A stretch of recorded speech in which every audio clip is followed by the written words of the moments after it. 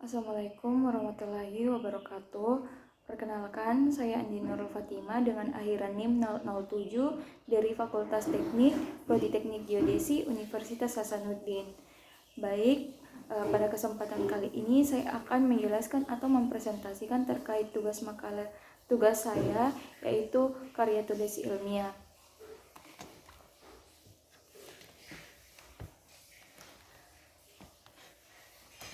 Baik, sesuai dengan penulisan karya tulis ilmiah saya, yang pertama terdapat abstrak. Jadi di abstrak ini merupakan ringkasan terperinci terkait karya tulis ilmiah saya terkait judul yang saya ambil.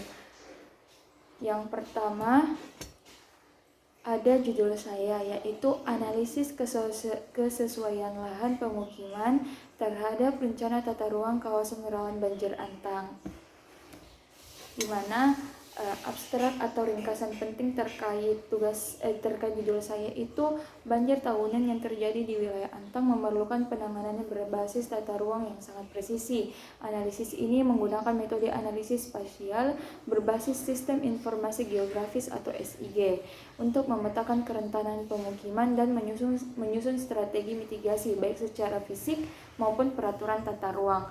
Kemudian ada temuan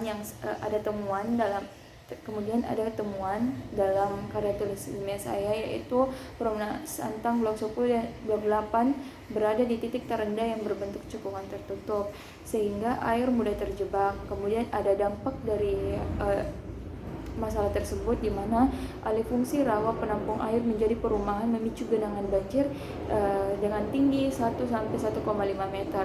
Kemudian ada solusi yang saya dapat dari permasalahan tersebut, yaitu diperlukan kombinasi antara pembangunan pompa atau tanggul di zona kritis dan penerapan sumber resapan di zona transisi.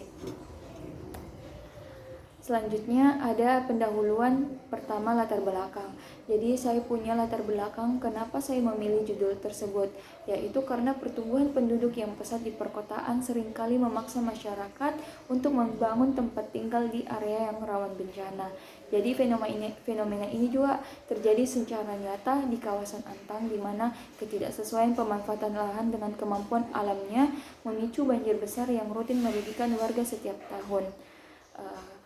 Ada contohnya itu ada 3, di mana banjir tahunan secara konsisten merendam jalan dan rumah warga dengan ketinggian berkisar antara 51 sampai 1,2 meter atau 1,5 meter. Terus aktivitas warga yang lumpuh total dan banyak masyarakat yang terpaksa mengungsi akibat akses jalan yang tenggelam. Kemudian yang diperparah oleh banjir, hilangnya kawasan rawa alami yang kini telah berubah menjadi kompleks perumahan padat penduduk. Kemudian ada rumusan masalah dan tujuan dari masalah tersebut, yaitu yang pertama ada rumusan masalah, di mana menilai kesesuaian lahan perumahan terhadap aturan RT RW Kota Makassar serta mencari arahan penataan ruang yang adaptif.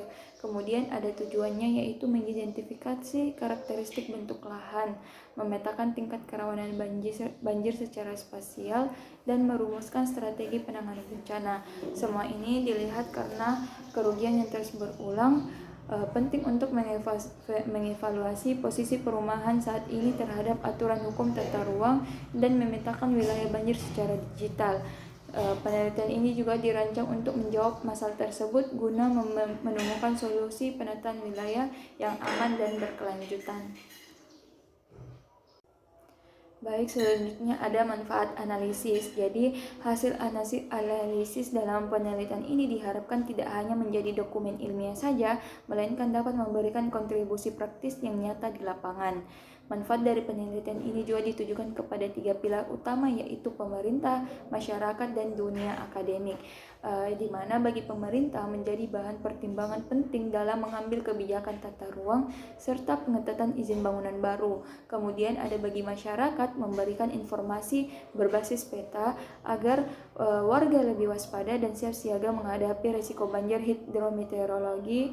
Kemudian ada bagi akademisi di mana menjadi referensi tambahan dalam pengembangan ilmu perencanaan wilayah berbasis teknologi pemetaan atau sistem informasi geografis. Baik, selanjutnya dalam penulisan karya tulis ilmiah saya menggunakan metode yaitu jenis analisis deskriptif kuantitatif dengan memanfaatkan teknologi SIG melalui metode tumpang susun spatial overlay. Berbagai peta digital dikonfrontasikan secara langsung untuk mendeteksi area pemukiman mana saja yang melanggar zona aman banjir.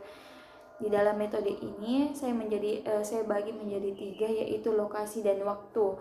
Jadi fokus di wilayah Antang, Kecamatan Manggala dengan pengerjaan waktu dari bulan Mei sampai bulan Juni 2026. Kemudian saya mendapat sumber data utama, yaitu di mana data utama yang saya dapatkan berasal dari peta penggunaan lahan dari BPN dan peta kawasan rawan bencana banjir dari BPBD Kota Makassar. Kemudian saya mendapat data pendukung. Jadi data pendukung ini saya menggunakan metode sintetis dari data sekunder dari jurnal-jurnal hidrologi untuk memperkuat analisis kondisi air lokal. Dari metode tersebut saya mendapatkan hasil dan pembahasan. Yang pertama ada karakteristik tanah dan bentuk alam. Berdasarkan hasil pengolahan data ketinggian tanah digital, wilayah Antang teridentifikasi memiliki karakteristik alam yang sangat rentan terhadap genangan air. Jadi bentuk lahan di area studi ini merupakan dataran aluvial dengan topografi mikro yang membentuk cekungan tertutup menyerupai mangkuk besar.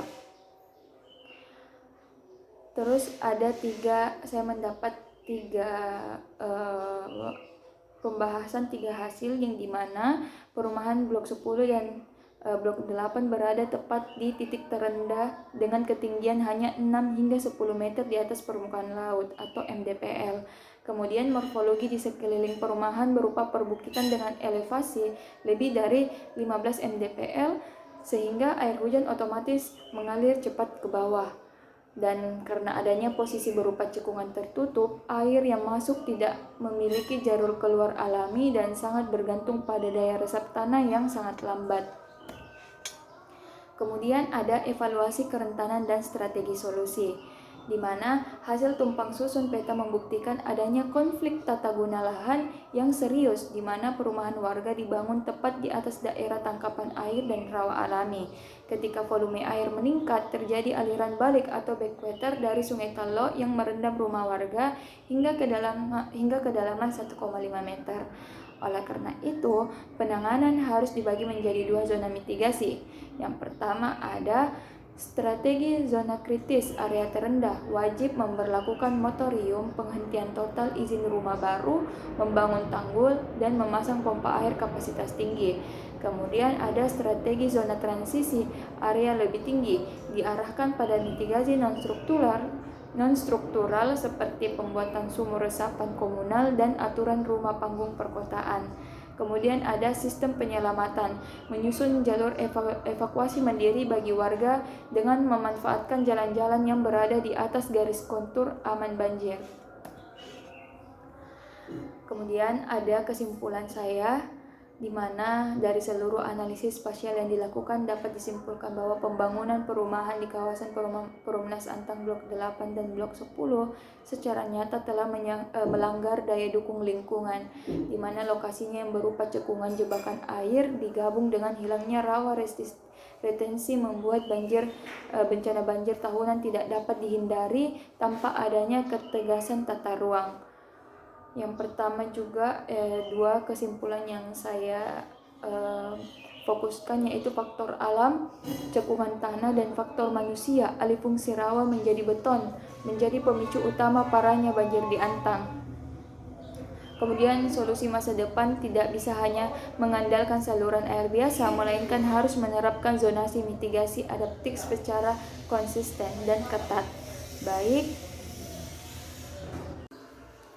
Baik, sekian dari presentasi yang saya bawakan. Saya mohon maaf apabila ada salah kata dan salah penyampaian dalam video presentasi saya.